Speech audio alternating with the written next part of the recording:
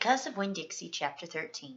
Me and Winn-Dixie got into a daily routine where we would leave the trailer early in the morning and get down to Gertrude's Pets in time to hear Otis play his guitar music for the animals.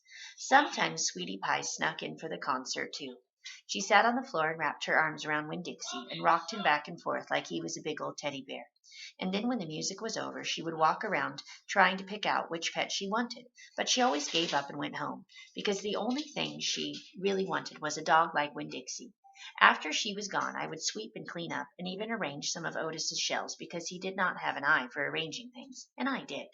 And when I was done, Otis would write down my time in a notebook that he had marked on the outside. One red leather collar, one red leather leash. And the whole time he did not in any way ever act like a criminal.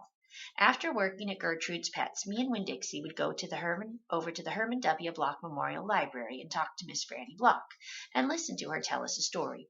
But my favorite place to be that summer was in Gloria Dump's yard, and I figured it was Winn-Dixie's favorite place to be, too, because when we got up to the last block before her house, Winn-Dixie would break away from my bike and start to run for all he was worth, heading for Gloria Dump's backyard and his spoonful of peanut butter. Sometimes Dunlap and Stevie Dewberry would follow me. They would holler, "There goes the preacher's daughter visiting the witch." "She's not a witch," I told them. It made me mad the way they wouldn't listen to me and kept on believing whatever they wanted to believe about Gloria Dump. One time Stevie said to me, "My mamma says you shouldn't be spending all your time cooped up in that pet shop and at that library sitting around talking with old ladies. She says you should get out in the fresh air and play with kids your own age. That's what my mamma says." "Oh, lay off her, Dunlap," said Stevie. Then he turned to me. "He don't mean it," he said. But I was already mad. I shouted at Stevie. I said, "I don't care what your mamma says. She's not my mamma, so she can't tell me what to do." "I'm going to tell my mamma you said that," shouted Stevie, "and she'll tell your daddy, and he'll shame you in front of the whole church. And that pet shop man is retarded, and he was in jail, and I wonder if your daddy knows that." "Otis is not retarded," I said, "and my daddy knows that he was in jail." That was a lie, but I didn't care.